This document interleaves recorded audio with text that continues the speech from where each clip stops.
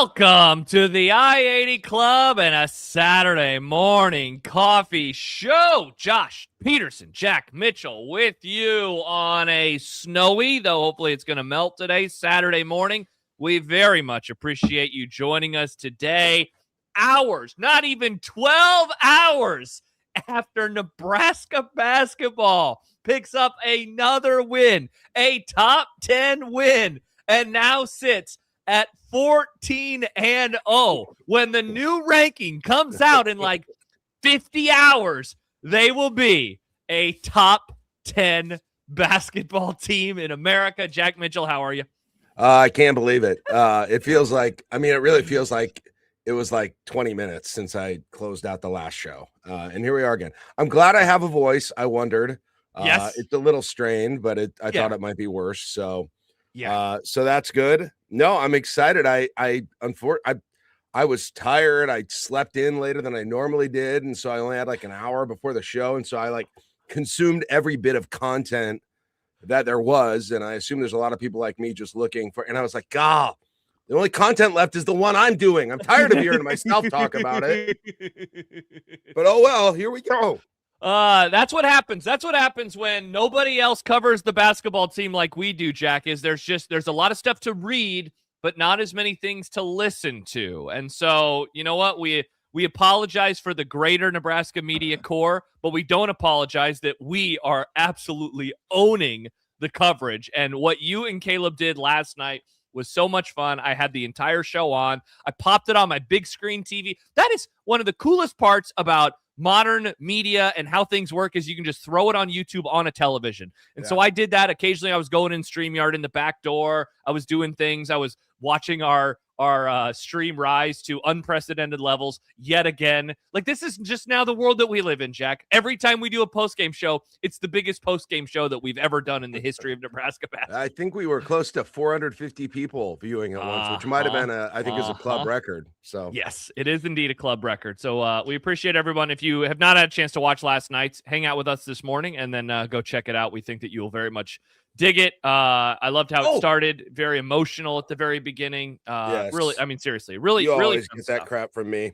You're a big softy. It comes with the what territory. We like about you. Yeah, exactly. We like that about you.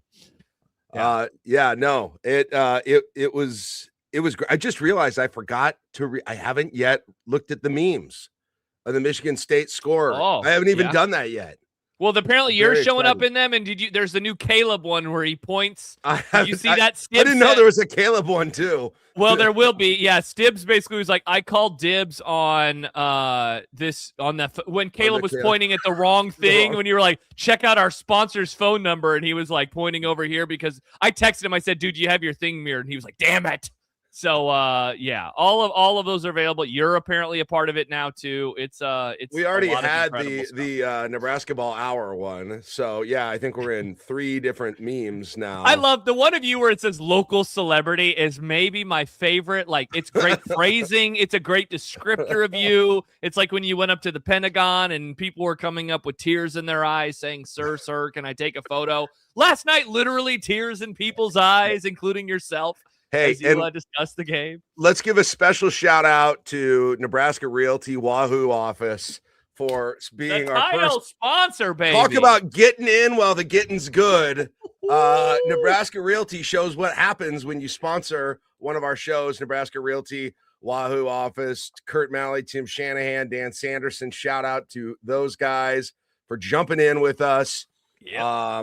Having some faith in us, and we're so excited to have them on board. Kurt, the actual I'm full mast guy, Mr. Full Mast himself, was texting with him late into the evening last night. Great. And it was freaking awesome. It was freaking awesome. Thank you for everybody who watched. Thank you for your patience with with my emotion and just the entirety of the whole thing. So a lot of freaking fun, but a big thanks to them for making this possible and making us able to do it, throughout the rest of the year. I think we're going to try and get every post-game show, a post-game show for every game, maybe with one exception. And we may do a watch party for that show. So yeah, we're going to have it covered thanks to Nebraska Realty Wahoo office. Shout out Wahoo. So there. Shout out Wahoo indeed. By the way, I just found that Stibbs tweet. I'm just looking at it What's now. the score say? With his eyes too. His eyes are so yeah. dead. It's funny. The Pepsi logo. I think he had to take a huge poop at that moment in time, I think was what was going on there. I guess Caleb, I'm sorry. I didn't mean to tell everybody. Jack, do we want to continue the fun that is the Nebraska basketball, or do you want to say? Well, I don't know. I don't know. Are people going to complain? How can people complain? I haven't heard. I haven't heard any of your thoughts, and I have something I want to get off my chest. I said a lot of it last night, but I have something new this morning now that I see that there's a narrative I didn't know was happening last night. But I can't wait to get into that. All right, so here's what we got coming up on the show today. We will talk some Nebraska football, some portal stuff. Kenny Minchey. I have a little bit of intel, Jack, on this situation. Some of it from the Nebraska side, but some of it from the Notre Dame side. So we will get into that in a little bit. So don't worry. We will have your usual football discourse as the portal opened up yesterday. Very hot and heavy. So we will talk about that in a little bit. But yes, let us begin. Let us begin with Nebraska basketball. Jack, I was poking around, looking at some numbers this morning. I don't subscribe to KenPom, though I do realize you and I recently got a login for KenPom, and so maybe I should start using that a bit more often. I looked at it and I was disappointed.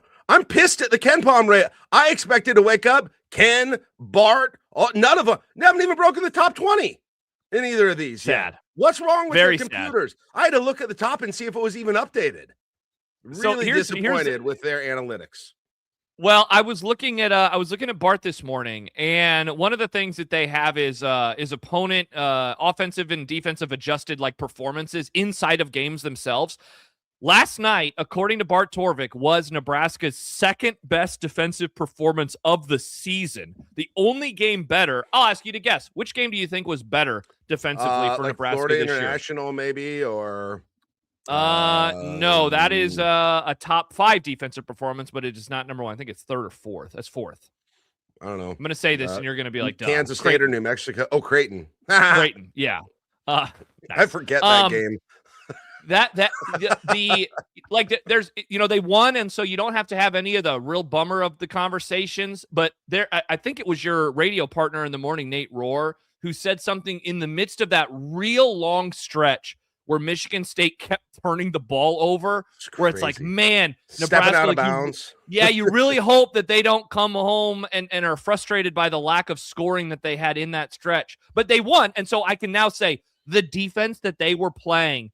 Like there were multiple shots last night where it was like, oh my gosh, how did they make that dumb banked in 3 or the possession that went all the way down to 0 on the shot clock? And they had some, I mean, give them their flowers in a way, right? They had some real nice shot making, but I thought that this was a game where I thought Nebraska was the better team like the entire time. Like Michigan State had some offensive rebounding early. They had that one stretch late in the game where I think it was 3 offensive rebounds on the same damn possession. Yep. I thought, though, for the most part, that it looked like a game where Nebraska was the better team. Once again, Josh, it was not a game where Nebraska shot the lights out from 3. I kept thinking going into the season, this is going to be a 3-point bombing team. They're going to be a really good shooting team, and that's how they're going to be. Michigan State had a higher 3-point percentage than Nebraska did.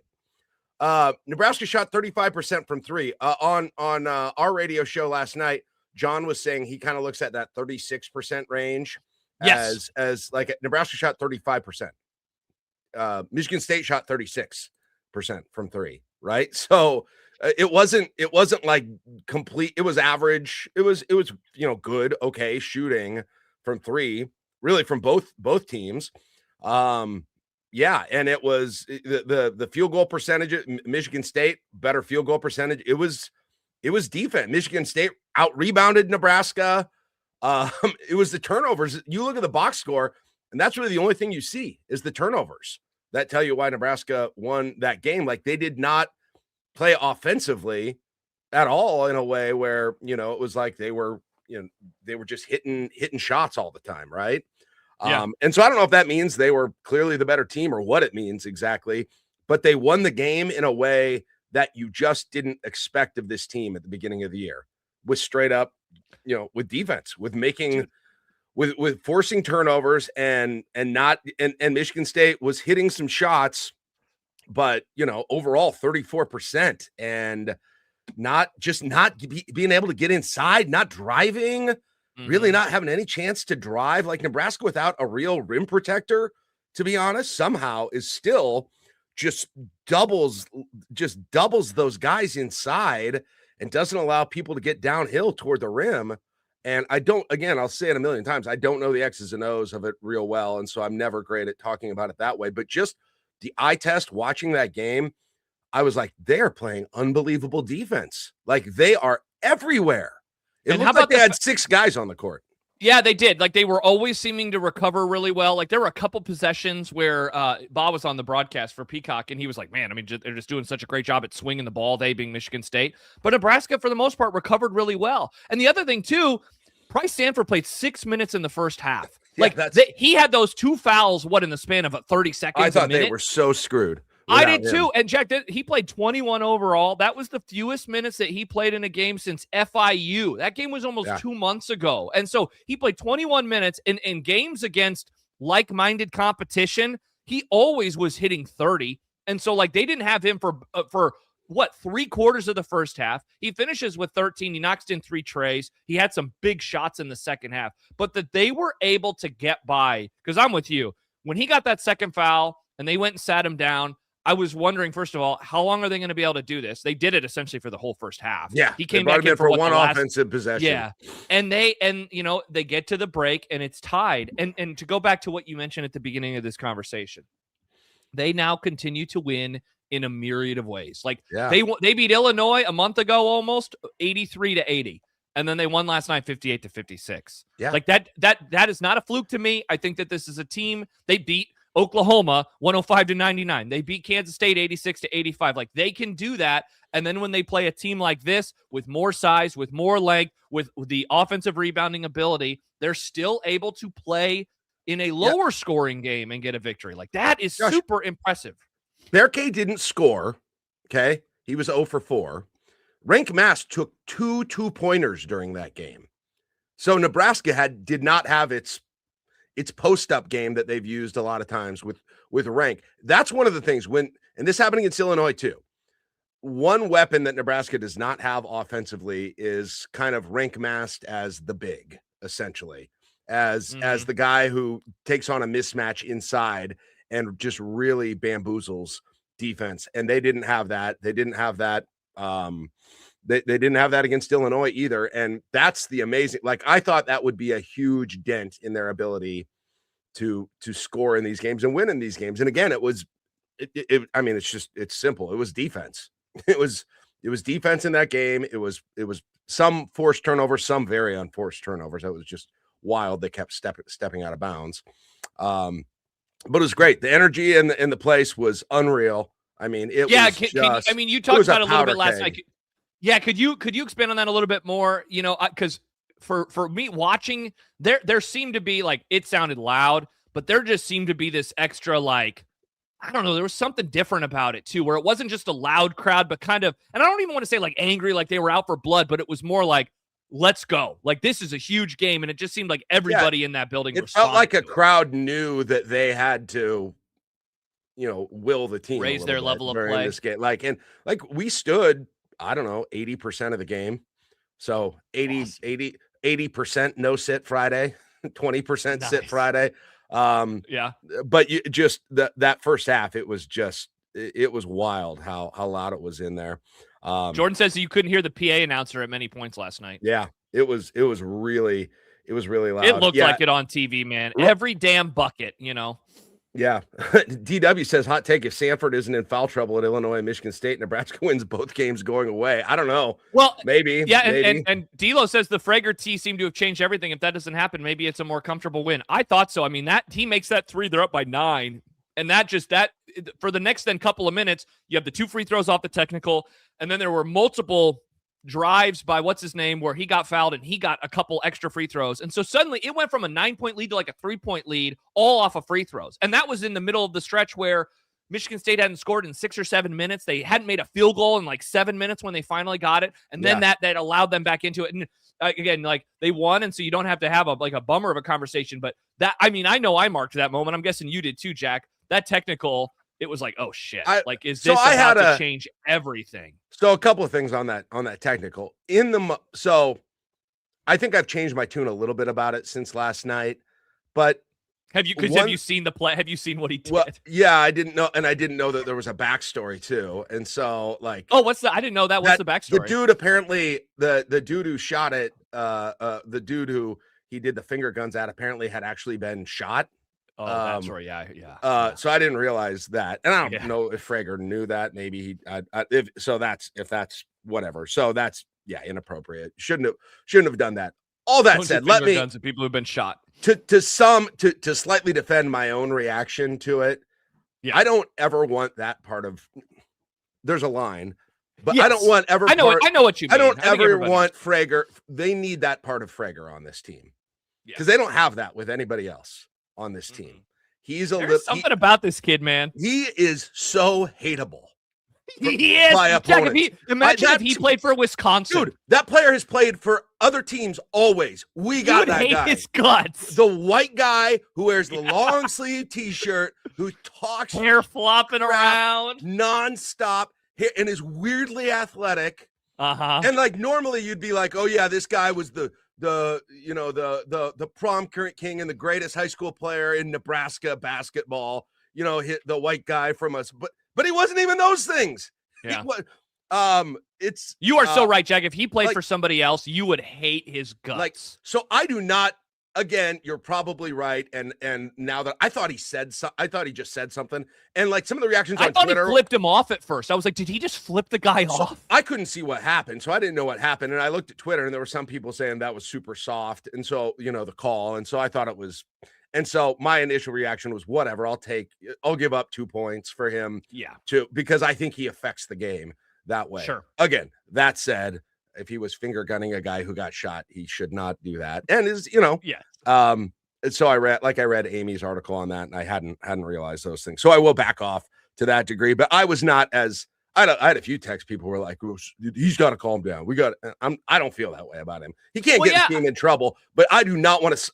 I am more worried about stifling that in him, to be honest. Yeah, it's a line that he's going to have to ride. And I imagine, he's going to do it again. And he's like somebody who was, let me scroll back up and find it. G. Merle. Punchable face. I know. He says that is not Frager's last tee this year. It's not. Let me find, Jack, the Nebraska basketball Twitter account. Once they won, the photo that they posted was like, again, it was, you are so spot on in terms of what you were saying about him. Here, I'm going to copy and paste this real fast. But just like the way that he operates and the looks that he can give, like there is something about this kid, man, that is, he's going to make a mistake later in the year. Yeah. Hell, he might do it on Monday, and it's going to cost Nebraska some points, and at some point, maybe it costs him a game. But I think the good is going to outweigh the bad, right? Over the course of a year. You know what? Talk about a way that it's gone the other way. The Illinois guy got teed up talking to him. Remember that?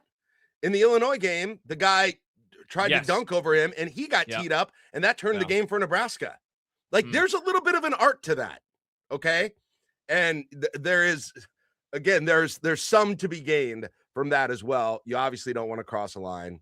Isolated, yes, it's bad, but I want Frager to be 90% of Frager. Well, was a few minutes later, I don't remember, it was on the Michigan State end. Something happened. Did he grab a rebound, and one of who was it? Was it Garcia who picked him up and was like, don't do anything?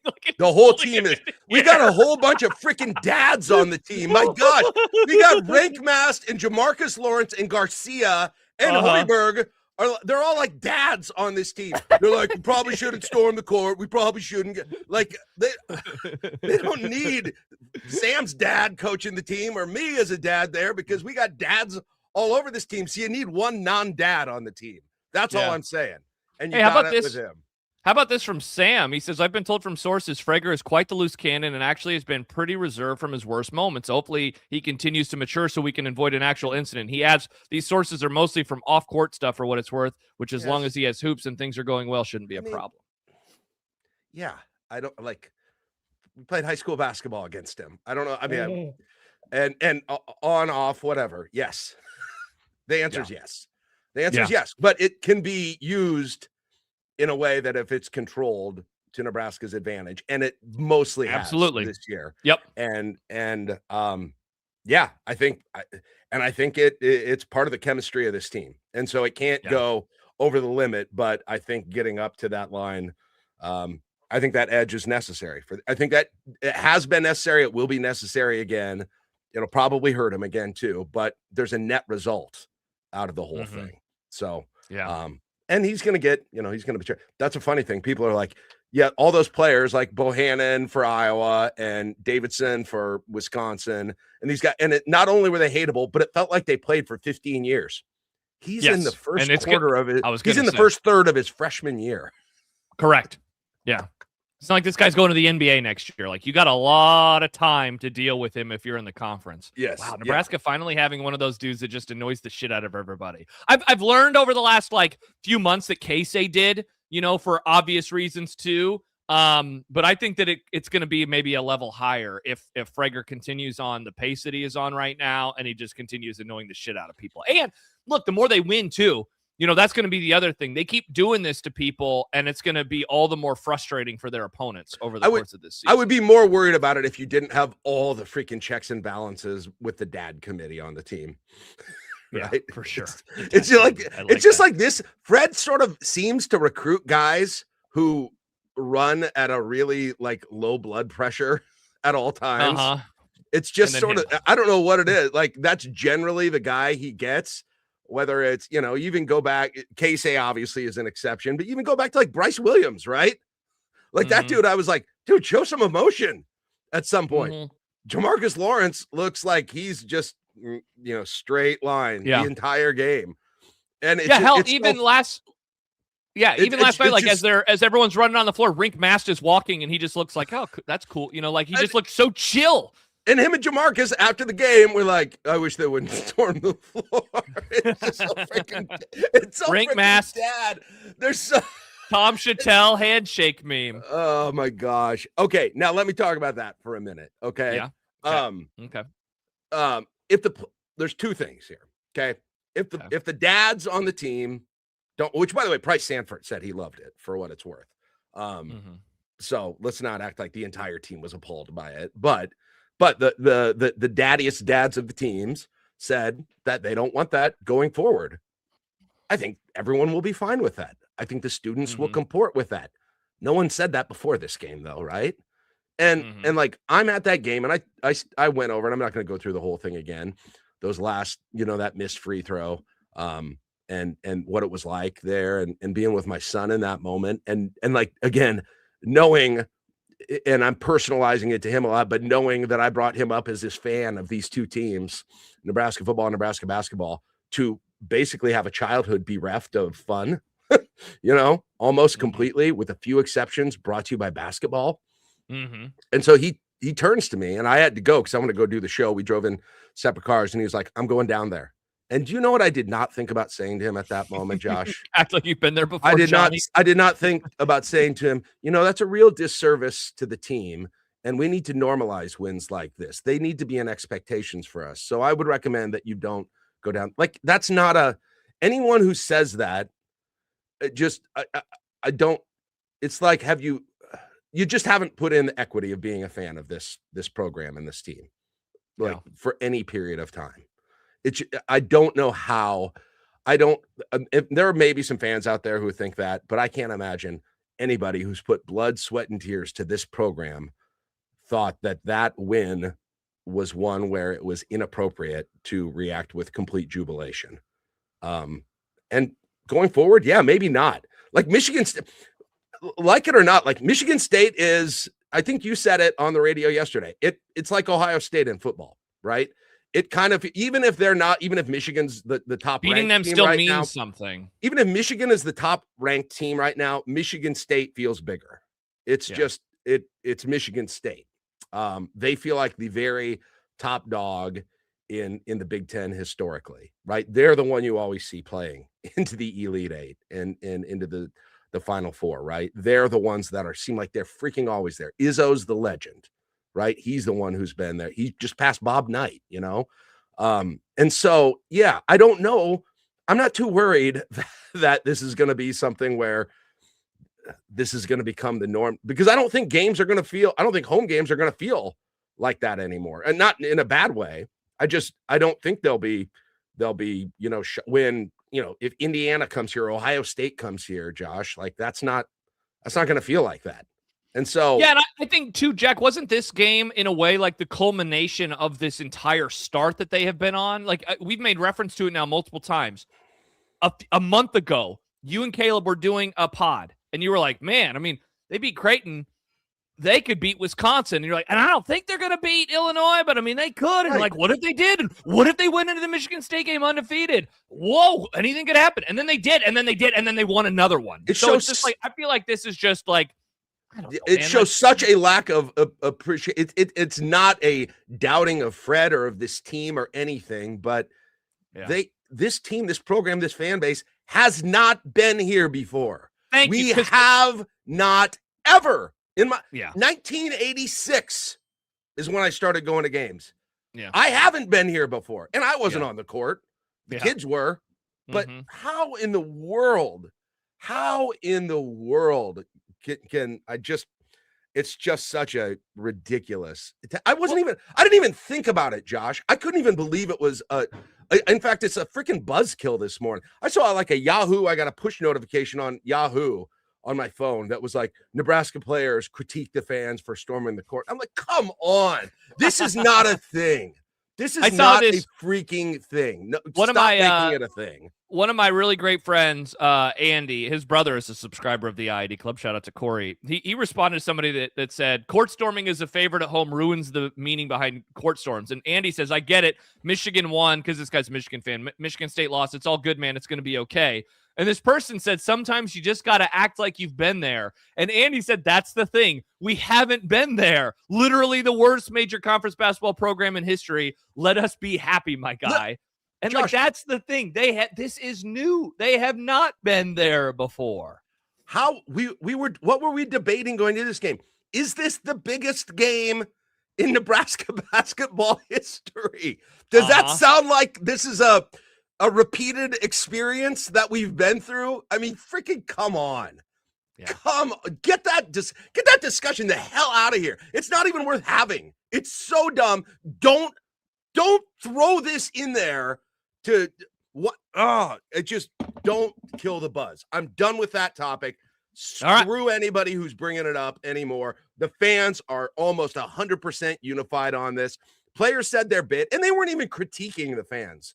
Right? I think they want now. It's like we are expecting, and so I think it's like everybody else should expect that this is now the norm. And like that's not a critique; it's just an acknowledgement from them that they hope that things are turning for the better. And I mean, it certainly looks like they are. One thing, Jack, going back to the game and I guess the post game last night, you guys did not do your tournament confidence index. Which I know we're gonna have to just throw this bit into the sun because even though it's going to be a seed. Yeah, that's what it's going to have to turn into. Caleb is, of course, at a 10. Would you like to finally join us on the good side of things and say that they are a absolute 10, a perfect 10? No, I'm not going to do that until they hit 20 wins. Wow, I'm not going to do it. Ridiculous. Until they're 20-0. That's am I supposed to act like I've been there before again? You're supposed to act like you've been there before, Jack. 95%. Is that? And Caleb cheats when he does decimals. The rules are you can only do 0.5. He breaks it. He goes into the thousandths. Mm-hmm. I'm a 9.5 until they win 20 games. When they win 20 games, I'm a 10. That's it. That might happen in a couple weeks. I was going to say, seriously, it could happen in February. D'Lo says, what's the floor conference record now? 13-7. So that's actually the record that Bart predicts Nebraska to have. He has them going 24-7 overall, 13-7 in conference play. There's a lot of swing games, of course, that are going to play a big part in this. And one of them is coming up on Monday night at Ohio State, where Nebraska is like barely a favorite. He has Nebraska as a 0.2 point favorite, winning 78-77, 51% chance to win. Like that's the thing, man. They keep picking up these coin flip games along the way. They did it last night. They did it against Illinois. They did it against Oklahoma. They didn't. Yeah, they've been living right, man. Wisconsin. They have won. They've won the freaking. They have, but they've also games. kicked ass this year too. Like that's the thing, man. They just keep winning in different ways. They win some games by a lot of points. They win some games by a point, by 2 points. They win some games. The Oklahoma game was all offense, no defense, right? It was. And so you're right. It's been every possible way.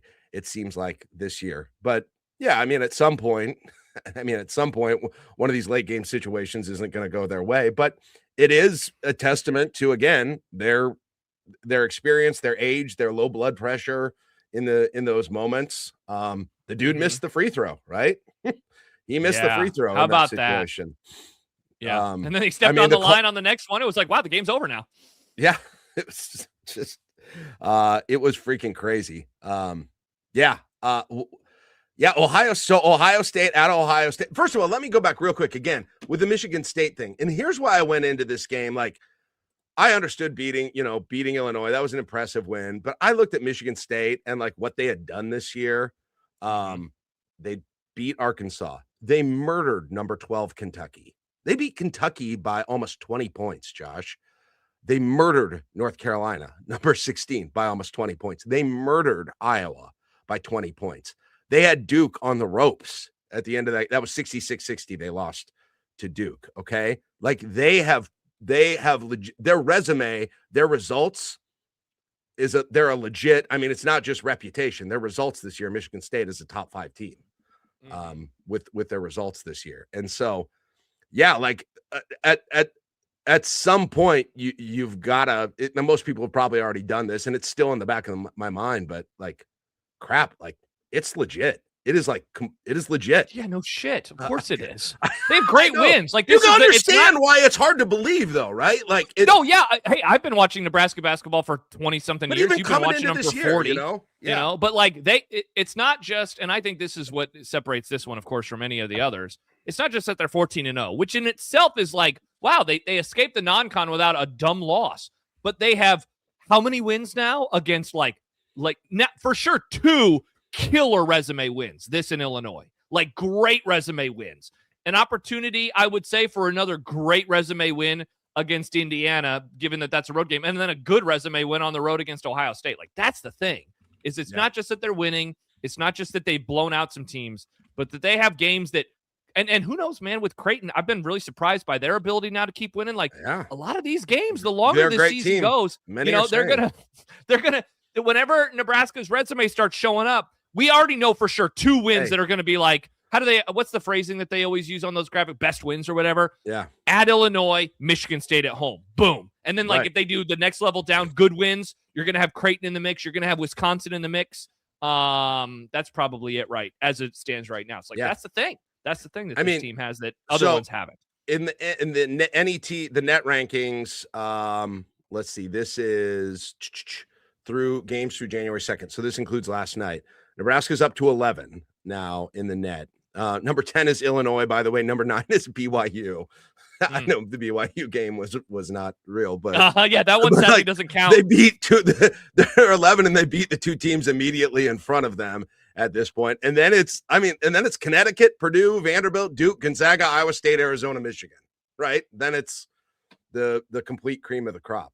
Hey, by the way, that Michigan game now, like that game is 24 days away. It's at Michigan, Tuesday night, and that team is a freaking wagon. Yeah, that game is at Michigan. That's the only time they play Michigan this year. They don't come to PBA. Wait till they meet Frager. Oh man, can you imagine? So Jack, they're favored. Nebraska's favored in the next. How many games did they have before that? 6. They're favored in 5 of them. The only one they're a dog in is Indiana, and they're a tiny favorite, as we talked about, against Ohio State. If they go into that game though with only 2 losses, like I think that's the record you want to go into that with.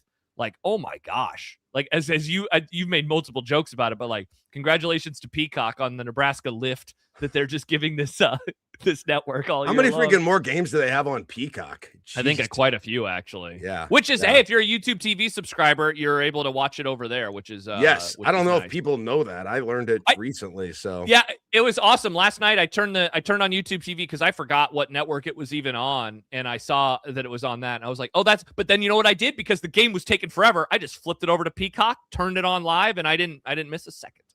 I mean, I guess if I want to do the opposite of what I've been doing is and actually allow myself to think through this, like if they could somehow go and beat both Ohio State and Indiana on the road, after that they've got Oregon, who's Oregon, bad, and they suck this year. At Northwestern, Yep. Washington, Yep. at Minnesota, all leading up to that Michigan game.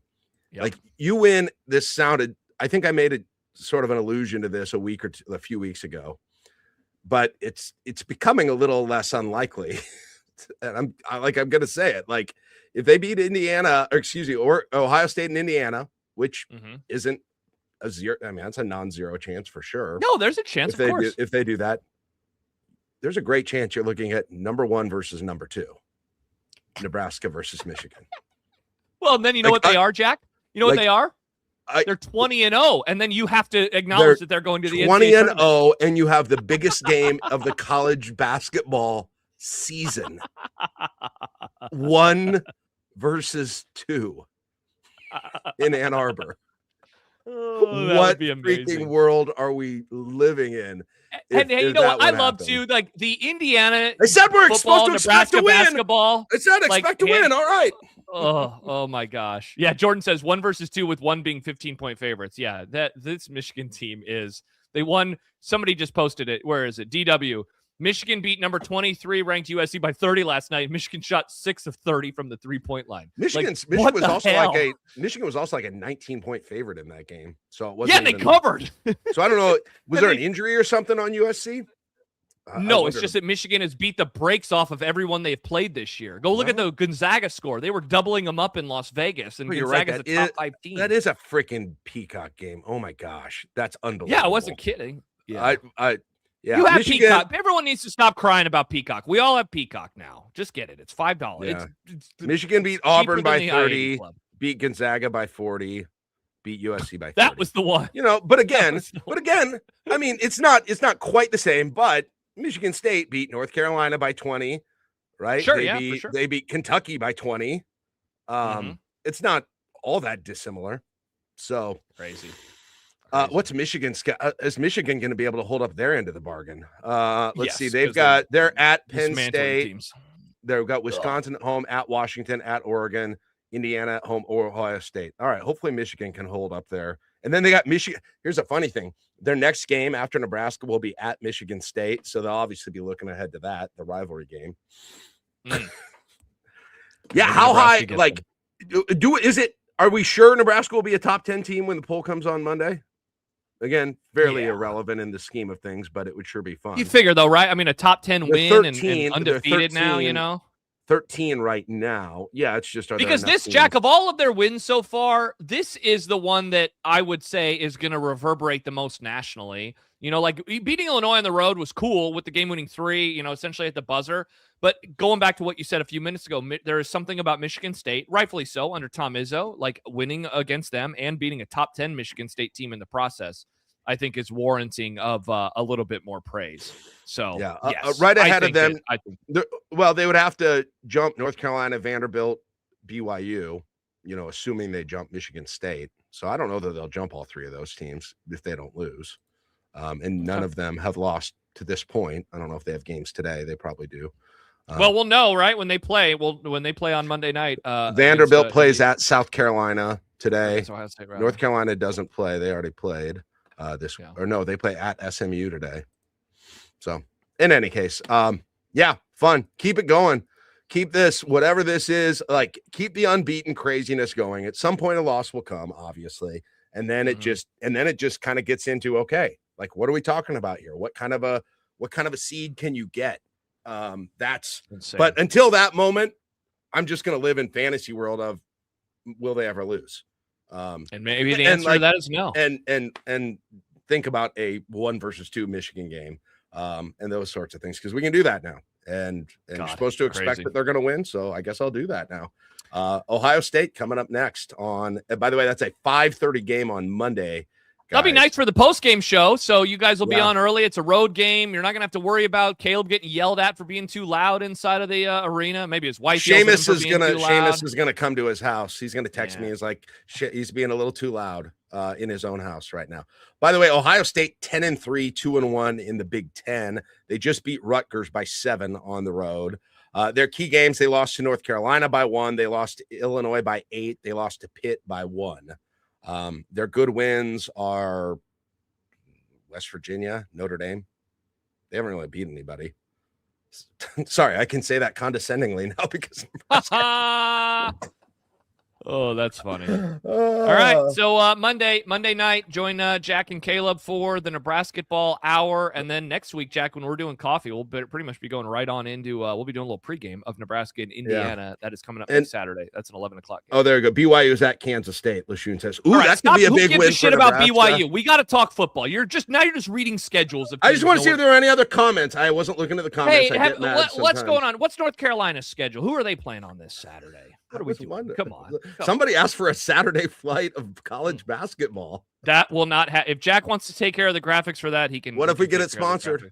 What if we get it sponsored? If we get a sponsor for it, I will happily build it each and every week. Come on, Nebraska Realty Wahoo office. Throw a little bit more in here. I will happily build it every week. I was thinking we need to get a breakfast place to sponsor the Saturday morning coffee show. That's what we need. A brunch. I'm laughing place. At the YouTube chat. Does Jack not realize Nebraska can jump other teams? Oh, they can? Is that legal? You can do that? Now you're going to scare him away again. All right, let's talk some ball. Thanks for informing me of that.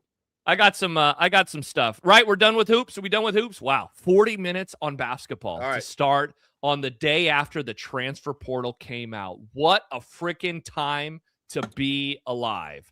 Keena, Josh's Saturday flight now is just actual beers. Yeah, because football is basically done, which is very, very depressing.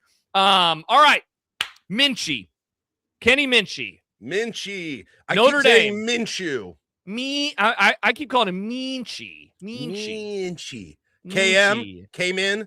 We got to get some nicknames going for our new quarterback. I like saying Minchey. So that's how I'll keep saying it. So I saw this, Jack. I saw this Tom Loy, who is a 24/7 guy. Have you seen this? Have you heard about this? Do you know who Tom Loy is? Have you ever heard that name before? Tom Loy posted on some YouTube channel. I don't know where this was, but I had the screenshot sent to me. Tom Loy wrote, "I would be shocked if Minchey doesn't end up at Nebraska. I'm told it's done." Jack, I have also heard that it is indeed done. Of course it's done. All these guys putting in the crystal balls in like 10 minutes yesterday morning. I decided that at 8:10 a.m. yesterday. All right, cool. I just wanted to make sure because I've heard that it is not just like, oh, yeah, it's trending towards being done. I've heard that it is indeed done. So a couple of things. So I reached out to, I got what you could say is a, what? What happened? I'm just information. I'm excited about what you're about to say. Perfect. I reached out to a Notre Dame source of mine who is pretty tied in with the program because I want to know, hey, tell me about Mr. Where's Lou Holtz? Where's Lou Holtz? That's what I said last night. I got to get Lou Holtz's take on this guy. I got it for you. So here is some of the things that I heard from my Notre Dame source, if it were. So this was before it was official. Good Lord. And the person said would be a huge pickup. So started right there. All right, that's interesting. Said every time he's played, he looks the part. Heard Minchey. How about this, Jack? Heard Minchey won the competition outright, but the staff correctly believed Carr was the better guy. So I took that to mean he performed better in practice, but that they believed maybe Carr had higher upside. And I mean, Carr was pretty good this year. So I think that you're looking at maybe if they picked the right guy, they'd be in the playoff, huh? Maybe they would have. And then he added, I know he's really well liked. So, a gamer perhaps, and someone who the locker room is a big fan of. It seems like Nebraska really moved quickly from what I have heard to try to lock him up and to try to make sure that they were paying him. And Jack, you ready for this? This is going to be the new manna from heaven. He is not the first quarterback, of course, that they are going after. I was told that yesterday. The plan is to add another player from the portal. Now, you're probably doubting that. This next player is going to suck. He maybe doesn't have one of his arms. I mean, I don't know. You always go so negative, Town. First of all, they're not going to add like another competitor for the starting job. Why not? you can't have 3 almost starters in 2026 college football. So you're going to be depressed if they add just like another No, body in there? It'll be fine. I just don't believe it. Okay. I mean, it's going to be. It's going to be. For the record, I haven't heard how good or bad the it'll be like Zane is Flores or some. Like I don't know. It'll be somebody way down the list, I assume. Okay. What? Well, I have no idea on who they're adding, but they're I'm certainly. I'm telling you. They have that's fine. They have budgeted money in there to add another quarterback. So we're bringing in Phillip Rivers, says Adam. Nice. That'd be awesome. Rogue people can have eligibility. Phil Rivers. Talk about dads on the team. He could be on the basketball team. Talk about a topic that I was very happy to miss during Christmas break, and that was all these college basketball teams kicking the tires on adding NBA players to their rosters. Everyone gets mad at college football. Meanwhile, college basketball is trying to add college or NBA players. Anyway, so I imagine a lot of folks in here have watched some of the highlights that have made their way around the internet over the last 24 hours because, let's be honest, 95% of Husker fans, 99% of Husker fans never heard the name Kenny Minchey before yesterday at 8 a.m. when his name started popping up. So here's the thing. He's certainly athletic. I mean, he can run. He can not. I don't want to call him like dual threat, but he can move. Here's the thing, though, Jack, that I guess I'm kind of asking myself. What can we actually take away from those highlights? Given if I showed you TJ Lateef's September highlights against Akron, I didn't even watch the highlights. I didn't even watch them. They were in mop up in these games. I mean, I guess I wanted to see just kind of what he looked like, size and speed, and that kind of stuff. But I don't take anything from that. Like you're going on. And from what I understand, Holgorsen recruited him while he was at Houston. And so Holgerson's familiar with him because of that. So that's who knows him is Holgorsen. He recruited him out of high school. He's from Tennessee, I believe. And he ended up committing to Pitt. Holgorsen was in on him. So I was told, I think Eckler, because of the Tennessee stuff, I think he knew about the guy as well. So really? Maybe they both. I think he was. Maybe they both did then to some degree, but I think Holgorsen actually recruited him when he was at Houston. So I think that's where the familiarity comes with. But yeah, you're going on. I mean, none of us know. Here's the thing: people have opinions. None of us know. Here's what I do know. Right? Sometimes this works to bring in a guy who has been at a higher tier school, which Notre Dame is the Nebraska right now, and was the backup, and wasn't getting a lot of playing time. Like that has worked in the transfer portal. We can go through and we can tell you times where that has definitely worked. It sometimes hasn't as well. It's also sometimes worked to bring in somebody who's been a starter and has a lot of experience at a lower level school. We've gone through all the guys who have done that, come up and with the experience, and it translates right away. Sometimes that doesn't work. The bottom line is I don't care which one of those it is. They needed to find a hidden gem at quarterback that was not going to break the bank. And I don't know what they're paying for him, Josh. Like $1 million. Okay, then that's pretty good, right? Like that's a decent bargain at this point, isn't it? What was Dylan getting? 3.5. Yeah. Okay. So move that to don't spend a lot. Here's why I'm saying what I said about getting, and of course they need another quarterback. I don't think they're only having 2 quarterbacks in the room. Of course they're getting additional quarterbacks, but they're not getting $1 million quarterback on the next one, right? They're not getting basically because it's more like a few minutes ago, like is Aiden Childs still a possibility? No, like you would be surprised. I would be shocked. Somebody like that. I would be shocked. Yeah. Plus, he's an interception machine. Nobody wants him except Mike Schaefer. Except for Mike Schaefer, yeah. And so I mean, I'm thinking like a Davila type guy is the next guy they bring in. For sure. Maybe a couple of guys like that. Because the whole point of this, in my opinion, should be you get the guy, and you go with him and Lateef, right? And yeah, you've got 2 guys who potentially could start. You've got to gamble that you found a hidden gem. And again, that was either going to be somebody like, I don't know, the Harvard guy, or somebody who had experience at a lower level, or a guy like him who's a backup. You hope you hit on that, and then you use the rest of the dollars on the freaking lines, Josh, on the lines, offensive line in particular. You've got to save essentially cap space to build in those spots. That is more important at this point, in my opinion, than getting what appears to be a surefire quarterback. You have to gamble on it a little bit, right? It's like taking a 5th round draft pick and hoping it's going to work out to become a starter at a position of need. That's what you've got to do in this situation. And there are some people who are saying, hey, I wanted someone with experience. Fair. Like, I don't care which of the 2 trains, kind of types of transfer quarterback he is. All I care is that he works. And I don't know if you will or not. Yeah, the question, because there was a comment a couple moments ago from Masturbator. If he's a guy, whatever, but let's not pretend he's some slam dunk. Nope. Neither of us are saying he's a slam dunk. Think nobody in here is saying he's a slam dunk. But I don't think anybody in the portal is, right? No, You've got to, there are guys certainly not that Nebraska could go after. Yeah. Or that they are going to go even after. Some of the top guys aren't. But I will say this, like I am, and say what you will about transfer portal rankings. I mean, that's part of the reason sometimes when I say they do hit and they don't hit, but Minchey is 11. Okay. Like people were like, they're not going to get a top 10 quarterback. Well, I mean, at least according to these rankings, they essentially did. Like he's rated, for better or worse, Josh, he's rated ahead on 24/7. He's rated ahead of noted interception machine Aiden Childs. He's rated ahead of Bo Prabula. Like these are the guys that people wanted. know those names. Yeah, for sure. Lincoln Kleinholtz, who would have been more of that type of backup, Ohio State's backup. Some of the Colton Joseph, the kid from Old Dominion, Jaden Craig, the Harvard kid, they're all behind him in the rankings. Calandria from UNLV, who played, behind him. All these guys are behind him. Taven Jackson, who played from Central Florida, I wondered if they might try and go in on him. He's in front. So for whatever it's worth, 24/7 sees him based on what? I'm not sure exactly. And then the other thing is, while he hasn't played, high school ratings, in my opinion. Yeah, high school ratings. The other thing is, while he hasn't played, he is freaking old. He's been in Notre Dame for 3 years.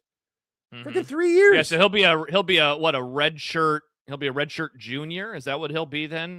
Body clock. Yeah, he'll have 2 years. He has two. Yep. He has 2 years left. That's the other thing I like. Yeah. Yeah, the interesting question to me, Jack, and we hit on this a little bit yesterday on the radio together, and we've talked about it before. My question is not, do you like this quarterback as an individual? Do you like Minchey? Because, again, I think that's a fool's errand. Hey, go watch his high school tape. In my opinion, who gives a shit? Go watch his blowout game material. In my opinion, again, who gives a shit? It's more, do you like the bucket of quarterbacks that he falls into? Would you have rather had a higher-ranked player out of high school? Are you okay? Would you rather have a higher-ranked player out of high school, or do you want somebody who is going to be, who has played at the FCS level or who has played at the Group of 5 level, who has started in a bunch of games and, is coming up also is probably a little bit on the cheap, and you are getting in that regard. And then, of course, the obvious ones, which Jack and I both think that they're not going to be able to land in. Would you have rather had them get a Brendan Sorsby or something like that? So do you like the bucket that he fits into? That's the thing that's ultimately what I've been wondering about. I 100% agree. And there might be some people, and I get it, if there are people who are like, hey, I really, really wanted somebody who had experience. All I know is that both ways have shown to possibly work and not work in the portal, right? And so correct. That's why I think you and I are in here. We're not going to pretend like this is going to work for Nebraska. I'm not going to say it's not going to work for Nebraska. This is not the path I wanted them to go down. I personally, and we talked about it a bunch, so we don't have to get into it again, but I wanted experience, lower level, trying to lean into that. But Jack, I can't get mad at them for going after a player who has not intangibles, who has measurables, right? Because that's the other part about this. Right. In theory, why was he a highly ranked player out of high school? Because he had measurables. Is it going to work? I'm not going to say it's going to work because there's no guarantee right now. In theory, at least some people think he's a better 24/7 ratings think he's a better player than all those guys, right? Mm-hmm. There's not a guy above him that you were going to get. All the guys that they're talking about, again, you're talking about the Harvard guy, the Old Dominion guy, Prabula, the Penn State guy. I mean, that's who you're talking about. And they're all, at least according to one person's opinion. And Matt says, why not get a proven starter?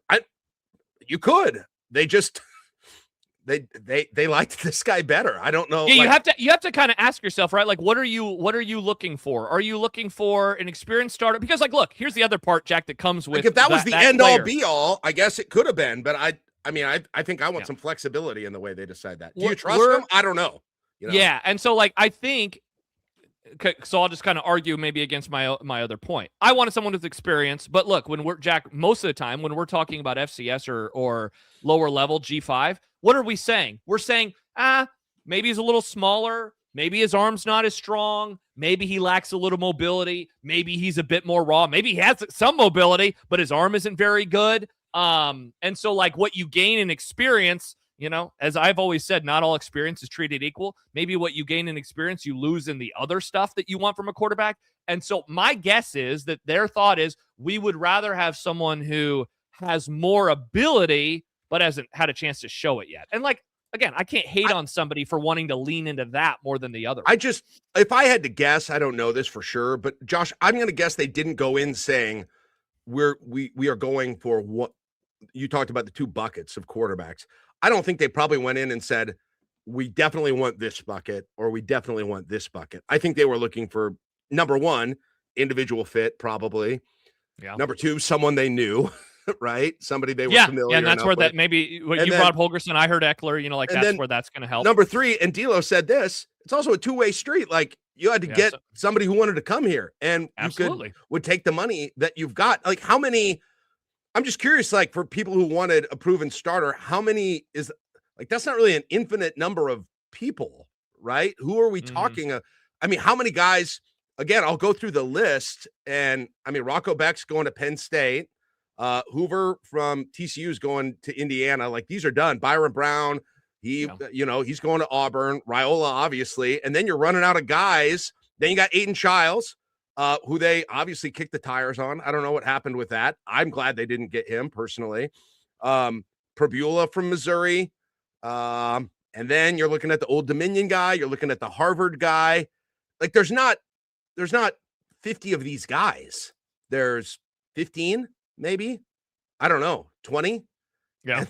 And so you don't just get your pick of the litter either.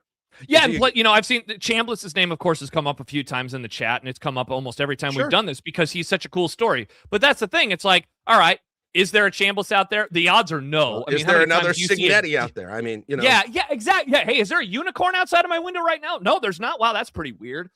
Also, Jack, what if Nebraska did go after a D2 guy? They were like, hey, we're signing this D2 guy. You think the reaction in here would be, sweet, they got their own Chambliss? No, it'd be, what? They had to go after a D2 guy? They're going to suck. And here's that guy. That guy is that Marcus Stokes guy from West Florida, 27, okay? He's a few spots ahead of Marcos Davila, whatever. Like, Davila. So, like, that's that guy. Again, there aren't infinite of those guys either. They just, they're not. There's the Harvard guy. There's the West Florida guy. There's a few of them. There's not infinite of them. And that guy, I don't think, the West Florida guy, I think is not the, I mean, if you didn't want, I don't know a ton about him, but I get the little I know about him, seems like he's closer to Dylan Raiola in terms of style, right, than these other guys. So that's not what you want. If you were looking to go away from that. So, I mean, all of those things factor in. I don't think they were bound and determined not to get a guy with experience. But I think that's probably how it felt. And it was probably a combination of the best that they could do. And, you're weighing things out, right? Do we want someone with experience? Do we want someone, with more tools? And they probably leaned into the latter. Are people rightfully skeptical about this staff's ability to evaluate quarterback talent? 1,000%. But I would feel that way no matter who they got, Josh. Correct. There's not any quarterback that they could have landed that would have made everybody say, I'll be skeptical no matter what. Yeah. And so or their ability to develop them. I don't know.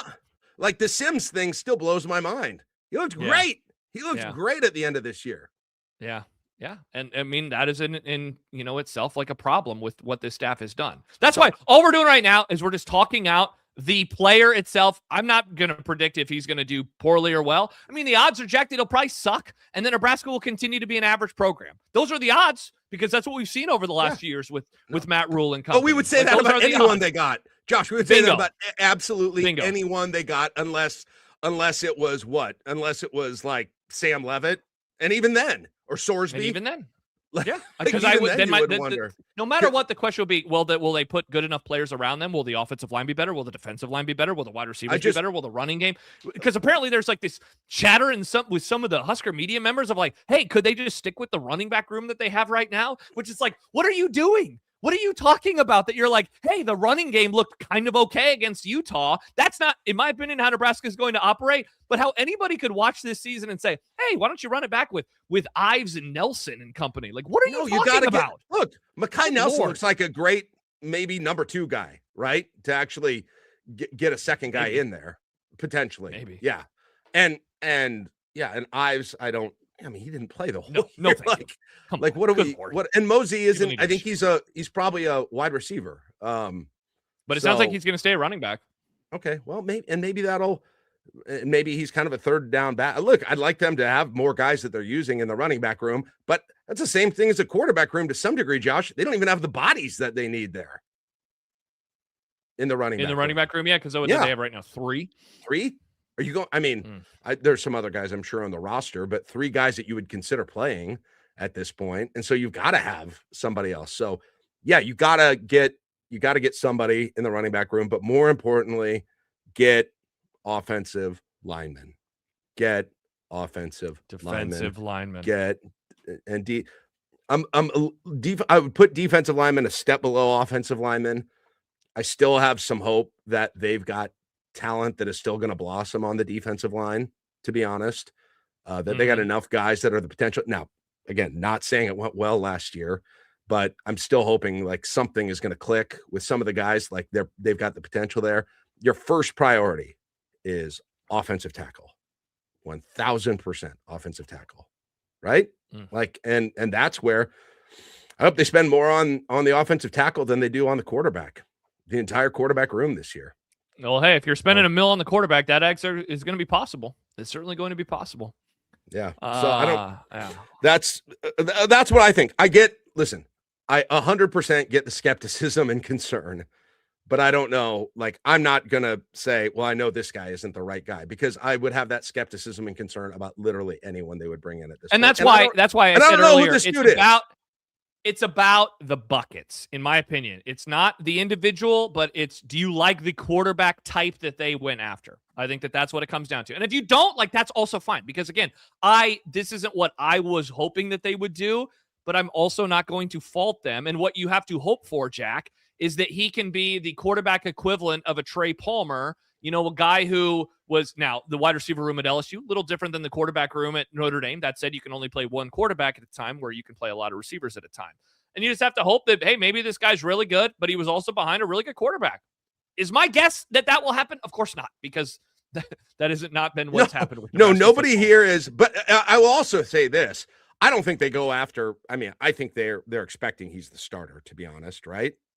I don't think, like, right? That is obviously the expectation. I think the idea is that there will be competition, but I think the hope and expectation is going to be that he is the starter. It's going to be interesting, Jack, like how long this competition goes.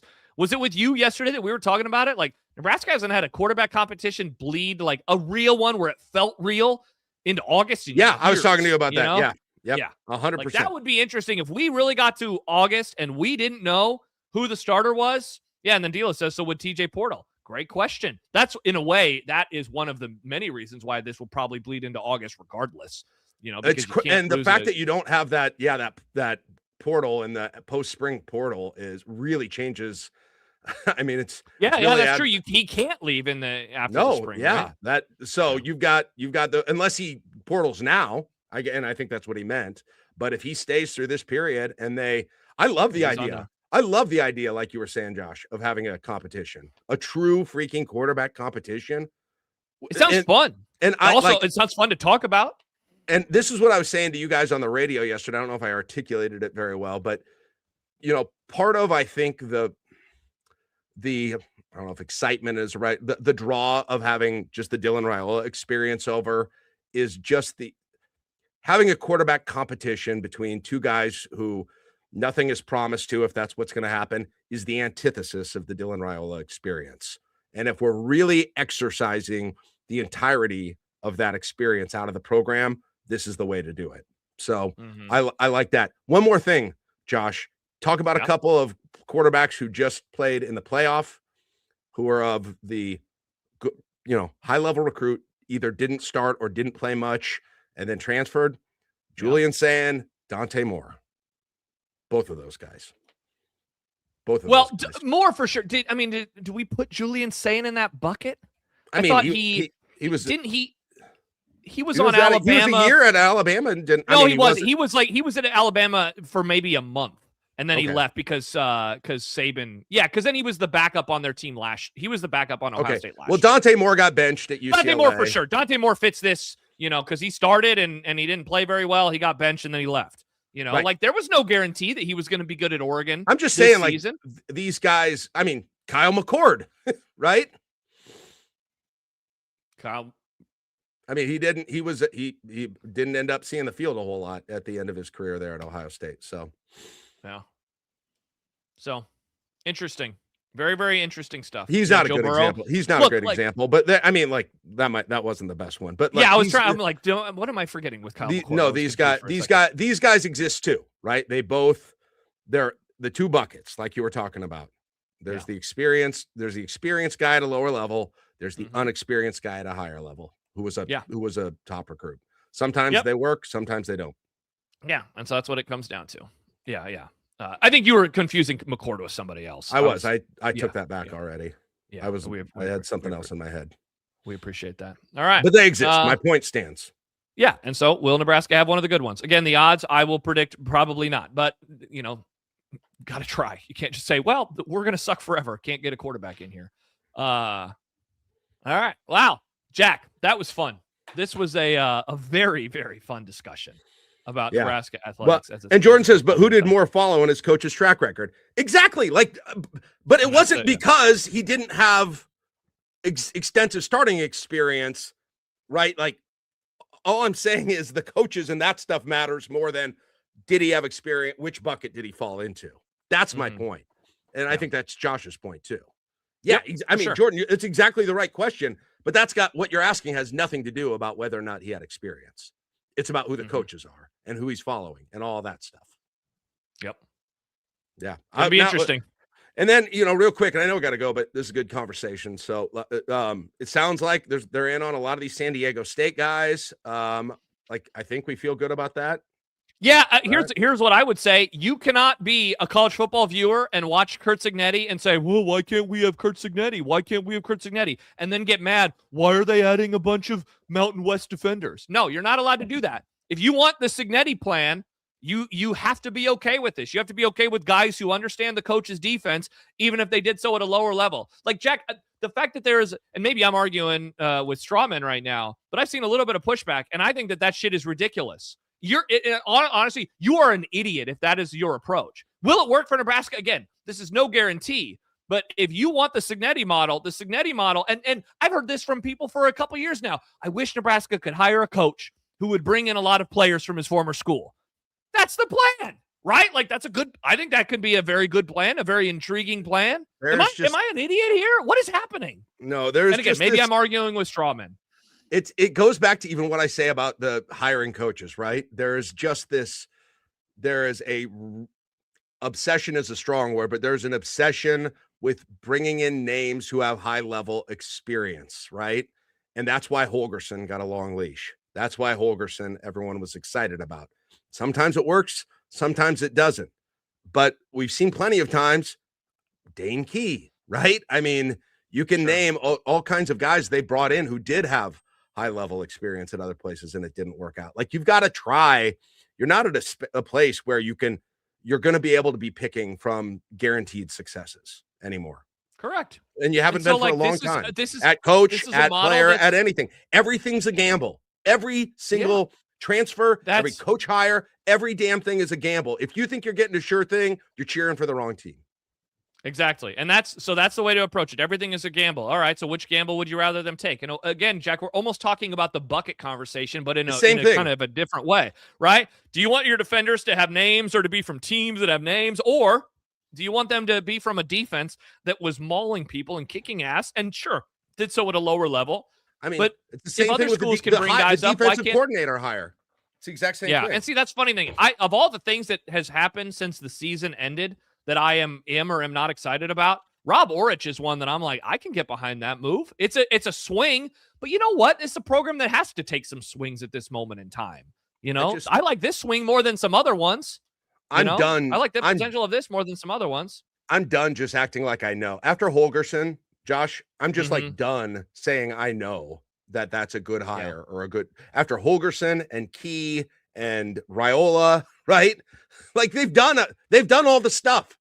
Yeah, they've gotten the big name coach, they've gotten the big name transfer, they've gotten, those things, and they haven't worked. It's not ever a sure thing anymore with that program, and that's where we live at this point. Masturbator does ask you a question. I wonder what you think. He says, is Holgo safe now? There was rumblings. You thought he might be leaving. He had the TCU dalliance, but that was on his own accord. Right. That was always, I think, what you were thinking might happen. Yeah. What do you think on that now? Well, TCU got an OC, and so I don't know. I mean, if he was wanting to leave, I mean, I'm guessing that those thoughts are still there. I don't know how many jobs are open up at this moment in time, though, right? So you figure that there's just, at this point, it might just be all right. Time to run it back. So yeah. I haven't heard anything since all that stuff went down. And by the way, DZ says this team needs to go all in on defense. My faith in the offense with Holgerson at the top is non-existent right now. This goes back. I think I had this conversation with you, and I don't remember when, Josh. So forgive me. But if you asked me now what I want Rule to do, I want him to embrace not backwards hat, Matt, but I mean, in some ways, I want him to embrace that, which is, I think, who he really wants to be as a coach, as a stylistic coach, as a X's and O's coach, is a win with defense, run the ball, win in cold weather. That's the kind of crap that he's always talked about. The thing that he was known for when he came in here is always having a stout defense, always having a stout front line. Getting away from that, and for Dylan Raiola and maybe for Dana Holgerson, and with the hires that he made on defense, I think that is the biggest thing he could do to set himself up in a way to succeed right now. In addition to getting rid of all the other crap that we've talked about, all the window dressing and the PR. But I think if he embraces who he really is and really wants to be, instead of trying to make people happy, and trying to get the name or get and listen, again, I'll never blame him for going after Dylan Raiola. I would have been furious if he didn't. So this is not hindsight on that, but I do think that's what he did there. And I don't blame it for him in the moment, but now I think for him to win, I think that's what it's got to look like for him. I think that's when he's best as a coach. I think that's his style. I think he needs to surround himself with players and coaches that embrace that. And that's what it's going to look like. It's going to be a little ugly, because frankly, I think even under him, when they've been at their best, that's what it was. Even sometimes in the Harburg years, I felt like that's almost more what the Matt Rule style would have looked like. Absolutely. Well, certainly the defense was flying around a lot more that year than it has in the last two. Yep. I think that's when he has, to the degree he's been at his best, that's when it's happened. And so I hope he embraces that, and and I think he has to right now. And hopefully that's what it is. And hopefully that's the first step with that, with the quarterback. Hopefully the next step will be shoot big on those offensive line transfers for sure. And defensive line too. And defensive line. All right, that's Saturday Morning Coffee Show. We appreciate everyone for hanging out with us today. This has been a lot of fun. A reminder, next week, huge week for the club. Huge week for the club. Why is it a huge week for the club, Jack? Because Unemployed with Mike Schaefer premieres on Monday. I hung out with Mike last night. He is pumped. Yeah. Oh, I bet he is. He's been texting me some of his ideas. By the way, if you want more Nebrasketball content from us, we'll have the Nebrasketball Hour on Monday night. But also, Mike Schaefer on Tuesdays is going to do Nebrasketball Tuesdays with a variety of guests all throughout the rest of the season. He is excited. He is bullish on his pod. I can't wait to see what it turns into over the course of the season. I'll be joining him on Wednesdays. You'll be joining him. I don't know if it's every week on Fridays. Thursdays. He has not announced what he's doing on Thursday, so we'll let him do that. But I think people, especially as the next month unfolds with the portal, I think people are really going to love his Thursday show. People who know the portal better than I do. There you go. And then on Monday, Caleb Henry is going to join him. So that's what's coming up. That show will be on the I-80 Club YouTube channel at noon. Go subscribe to Unemployed with Mike Schaefer wherever you get your podcasts. That's another way that you can help support him, help support us. So just go search it. It's available wherever you get podcasts. And again, it will be here on the I-80 Club YouTube channel at noon. For those who aren't members, it's free. It's on YouTube free. It's on your podcast feed free. Please give it a chance. Support it. We think Mike's going to do a great job. We've wanted to bring him on. Unfortunate situation in his life. We are going to try and make a huge lemonade stand out of lemons that were dealt him in life, and hope you guys support him. And because we think this could be, this could be the thing for him.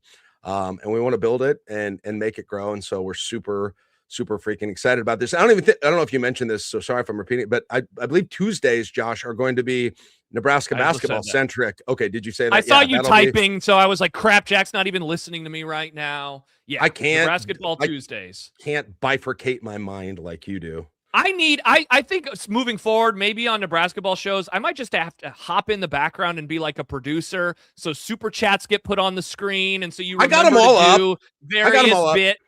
It took I got 40 all the minutes, super chats up. You did. I got all the super chats up. I got our live reads all done. I did it all. I did it all. Okay. It all happened. Well, everything got every box got checked. Yeah. Caleb, but you're right. Nebraska, that was the best part. Nebrasketball Tuesdays are going to be a blast. Especially the Nebraska Realty Wahoo office is very happy with us. I hear this.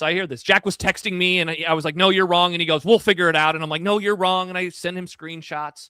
So about the phone number. Oh, yeah. Well, we need to talk about that. Yeah. Okay. Awesome. All right, everybody. That is Saturday Morning Coffee. I think this was our biggest Saturday morning coffee show of all time. Hey. So thank you for joining us. Let's freaking go. Awesome. Thank you for everybody's support. Thank you. Hey, those of you who are not members, please like, subscribe. Get notifications when we start our shows, because sometimes they move around a little bit. Super exciting. And I'm not guaranteeing anything, but I'll put this out there. There's a DJ mix night advisory for tonight. Hello! After that win, there's a 26. DJ mix advisory ringing in the new year. Nebrasketball is unbeaten celebration advisory. Okay? I'm not guaranteed. Okay. It is not a watch. It is not a warning. It is advisory. Stay tuned to the Discord. This is for members only. If you think I'm joking, if you're not a member, I am a DJ. I mix tunes. And people legitimately love it. I'm an amateur, but I'm a lot better than you probably think. I guarantee I'm a way better than you think at it. I take requests. By the way, one of our new subscribers, Jack, commented VJ on our Patreon. He says that you look surprisingly refreshed after your all-nighter on O Street. You are looking spry. Everyone's looking and feeling pretty good. I got off the show last night. I'm sorry. I'm still going. If you need to leave, you can tell me, but I don't know. I got to pee really bad, but yeah. Look at you. My co-host and having to use the bathroom is insane. I had a whole pot of coffee. I mean, I had, okay, I'll just finish on this. I was so I got this new Apple Watch I've never had, or whatever, iWatch. I hung out with Jack on Tuesday. It got 1,000 notifications as we sat there. Yeah. And it has this walkie-talkie feature, which is kind of fun. And I'm hooked up to my kids on it. And so Johnny was out after the game, and I kept trying to walkie-talkie him while he was at the bars or wherever he was. Good Lord. I'm laying in bed. I'm like, over and out. Do you read me? Do you read me, Maverick? Or whatever. That's not really how Top Gun worked, but that's incredible. All right. That's Saturday Morning Coffee Show. No, before the witching hour tomorrow, Matt is traveling back to Nebraska. So no podcast tomorrow morning. But we'll be back on Monday. Unemployed with Mike Schaefer at noon. Nebrasketball hour after the game. Then we're getting back into our regular schedule next week. I-80 Live for subscribers only coming up on Wednesday. For Jack, I'm Josh. Thanks for joining us on the Saturday Morning Coffee Show. Have an awesome weekend.